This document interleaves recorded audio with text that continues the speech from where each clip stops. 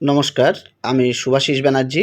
আর আমার সঙ্গে এই মুহূর্তে আপনারা দেখছেন আওয়ার প্রোগ্রেস। আজকে আমরা আলোচনা করব সম্পত্তি বন্টনের ক্ষেত্রে পশ্চিমবঙ্গে মৌখিক বন্টন কি বৈধ, বা সুপ্রিম কোর্টের এই মৌখিক বন্টন সম্পর্কে কোনো রায় রয়েছে। এই বিষয়ে আজকে আলোকপাত করব। প্রতিবেদনটি আপনারা দেখতে পাচ্ছেন আমাদের পর্দায়। আমরা চলে আসি প্রতিবেদনে।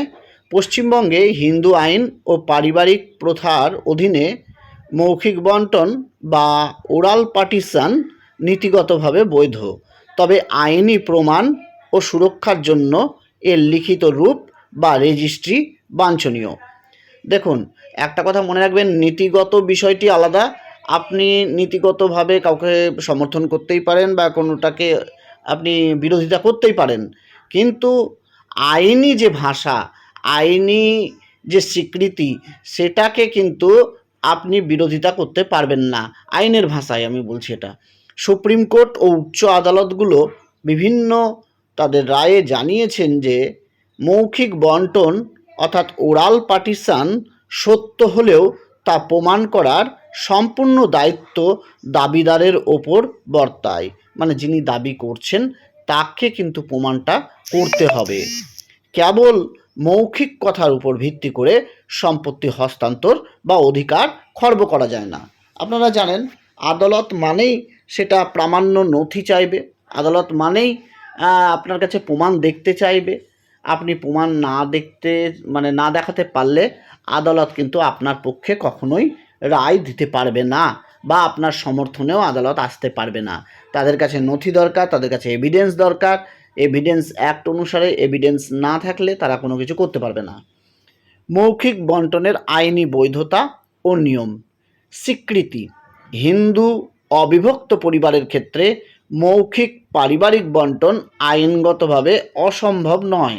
এটা করাই যেতে পারে, মৌখিক পারিবারিক বন্টন হতেই পারে হিন্দু যে আপনার সম্পত্তি বন্টন রয়েছে সেই আইন অনুসারে। প্রমাণের প্রয়োজনীয়তা। মৌখিক বন্টন প্রমাণ করতে হলে আলাদা দখল, পৃথক খাজনা প্রদান, পৃথক পাট্টা বা মিউটেশন এবং পারস্পরিক ব্যবহারের জোরালো প্রমাণ দেখাতে হয়। আপনি হয়তো মৌখিক বন্টন করে নিয়েছেন, ওরাল পার্টিশন করে নিয়েছেন, সেক্ষেত্রে আপনাকে যেটা আইনগতভাবে দেখাতে হচ্ছে সেটা এইখানে বলেই দিয়েছে যে আপনি আপনার নামে খাজনা প্রদান করছেন পৃথকভাবে, অন্য কোনো কারোর নামে নয়, ওই যে জায়গাটায় আপনি রয়েছেন। পৃথক মিউটেশন রয়েছে আপনার, বা যদি পাট্টা পেপার থাকে, পাট্টা তো সরকারের কাছ থেকে পাওয়া যায়।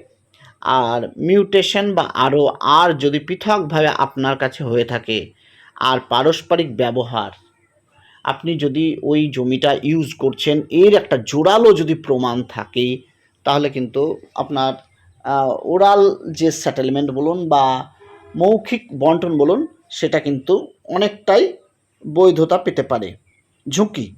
দলিল বা রেজিস্টার্ড পার্টিশন ডিড না থাকলে পরবর্তীতে উত্তরাধিকারী বা শরিকদের মধ্যে তীব্র আইনি বিরোধ তৈরি হতে পারে। পরবর্তী সময় ভবিষ্যতে হতে পারে, আজকে হয়তো মৌখিক বন্টন করলেন, আপনার যারা শরিক রয়েছে তারা আপনার সঙ্গে ঝামেলা করলো না, কিন্তু আপনি যখন থাকবেন না, তখন দেখা গেল আপনার যারা উত্তরাধিকারী রয়েছে বা আপনার শরিকদের যারা উত্তরাধিকারী রয়েছে তারা নিজেদের মধ্যে ঝামেলা করছে, এই বন্টন নিয়ে মানছে না, তখন হতে পারে এরকম বিষয়গুলো। সুতরাং সেই জন্য রেজিস্টার ডিড বা পার্টিশন দলিল বা বন্টননামা দলিল থাকলে এগুলো সব সমস্যার সমাধান হয়ে যায়। সুপ্রিম কোর্ট আদালতের রায় এবং মতামত। প্রমাণ সাপেক্ষে আদালত বারবার স্পষ্ট করেছে যে মৌখিক বন্টনের দাবি অত্যন্ত সতর্কতার সাথে বিবেচনা করতে হবে এবং নিছক মুখের কথায় আদালতের ট্রায়াল কোর্টগুলোর তা গ্রহণ করা উচিত নয়। শুধু মুখের কথা বলে দিল যে আমি সম্পত্তির ভাগটা ওই দিকে পাবো বা এই দিকে পাবো, এইভাবে কিন্তু করা যাবে না। জোরালো প্রমাণ দেখাতে হবে, নাহলে হবে না। এবার জোরালো প্রমাণের মধ্যে আপনাদেরকে যেটা বললাম, হয়তো পৃথকভাবে আপনি খাজনা প্রদান করছেন, বা আপনার নামে পৃথকভাবে মিউটেশন হয়ে আছে, বা আপনি ওখানে যে বসবাস করছেন তার জোরালো কোনো প্রমাণ রয়েছে, বাড়িঘর হয়ে গেছে, এরকম হতে পারে, বা অন্য কিছু হতে পারে। এই প্রমাণগুলো যদি আপনি দেখাতে পারেন তাহলে কিন্তু ট্রায়াল কোর্টগুলো আপনার সেক্ষেত্রে গ্রহণ করবে মামলা। নথিপত্র ও আইন। সুপ্রিম কোর্টের বিভিন্ন নির্দেশিকা অনুযায়ী যদি মৌখিক বন্টনের পর কোনো লিখিত মেমোরান্ডাম তৈরি হয় যা কেবল আগের বন্টনকে স্বীকার করে, তবে তার জন্য সবসময় বাধ্যতামূলক রেজিস্ট্রি লাগে না। কিন্তু নতুন করে অধিকার তৈরি করলে রেজিস্ট্রেশন আইনের ধারা 17 মানতে হবে। মানে 1908 সালের যে রেজিস্ট্রেশন আইন রয়েছে তার রেগুলেশন 17 বা 17 যে ধারা সেটা মানতে হবে। সেখানে পরিষ্কার বলা হয়েছে যে রেজিস্ট্রেশন বাধ্যতামূলক। কিন্তু এখানে সুপ্রিম কোর্ট বলে দিয়েছে যে ব্যাপারটা আপনারা দেখুন, লিখিত মেমোরান্ডাম মানে MOM মেমোরান্ডাম। এই মেমোরান্ডামটা আপনি কিভাবে করতে পারেন, একটি A4 সাইজ পেপারের ওপর মেমোরান্ডামটা লিখে যে কি লিখবেন, যে আমরা এইভাবে বন্টন করলাম শরিকদের মধ্যে, এই অংশ পাবে, ও ওই অংশ পাবে, এইভাবে আপনারা বন্টন করার পর একটা করতে পারেন। এইটা সবচেয়ে ভালো হয় নন জুডিশিয়াল স্ট্যাম্প পেপারের উপরে যদি করে নেন এবং একটা ফার্স্ট ক্লাস ম্যাজিস্ট্রেটের মাধ্যমে যদি সিগনেচার করিয়ে নেন, তাহলে কিন্তু এটা দীর্ঘদিন থেকে গেল।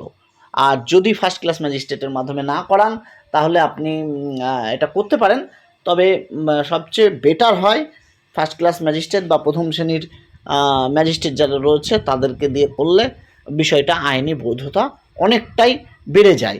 আর যদি সাদা কাগজের উপর করেন সেটার ভিত্তি থাকে না অতটা, কিন্তু তাও আপনি মেমোরান্ডামটা করতে পারেন। তবে মেমোরান্ডাম মানেই ধরে নেন যে সেটা কিন্তু ওই নন জুডিশিয়াল স্ট্যাম্পের করলে ভালো হয়। যাই হোক, আজকের এই আলোচনা আপনারা আমাদের পর্দায় দেখলেন। আর সুপ্রিম কোর্টের যে বিভিন্ন রায়ে বলা রয়েছে সেই রায়গুলো আপনারা এই গুগলে সার্চ করলে দেখতে পাবেন যে বিভিন্ন রায়ে সেখানে পরিষ্কার উল্লেখ রয়েছে যে মৌখিক বন্টনের ক্ষেত্রে কী নির্দেশিকা রয়েছে। তবে যেগুলো বললাম, মৌখিক বন্টন করলেও অন্তত মেমোরান্ডামটা করে রেখেন।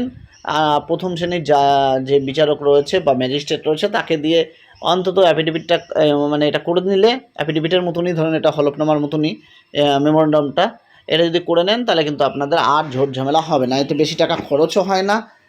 মোটামুটি ধরে নেন নন জুডিশিয়ালটা আপনি যেটা করতে পারেন, 50 টাকার একটা নন জুডিশিয়াল স্ট্যাম্প পেপার কিনতে পারেন, সেখানে এই মেমোরান্ডামটা লিখতে পারেন। আর প্রথম শ্রেণীর যে বিচারক রয়েছে তার কাছে সিগনেচারটা করিয়ে নেবেন। টোটাল হয়তো 500 টাকা বা 600 টাকা বা 1000 টাকায় হয়তো খরচ হতে পারে আপনার, তার বেশি আর হবে না। এগুলো আপনি করিয়ে রাখলে আপনার ভবিষ্যতের ঝোট ঝামেলা থেকে আপনারা রেহাই পাবেন। সেক্ষেত্রে আপনাকে বন্টননামা দলিল না করলেও কোনো অসুবিধা হবে না। যাই হোক, ধন্যবাদ ভিডিওটি দেখার জন্য। আমি শুভাশিস ব্যানার্জি আজকের মতো বিদায় নিচ্ছি। আবার পরবর্তী ভিডিওতে খুব শীঘ্রই দেখা হবে।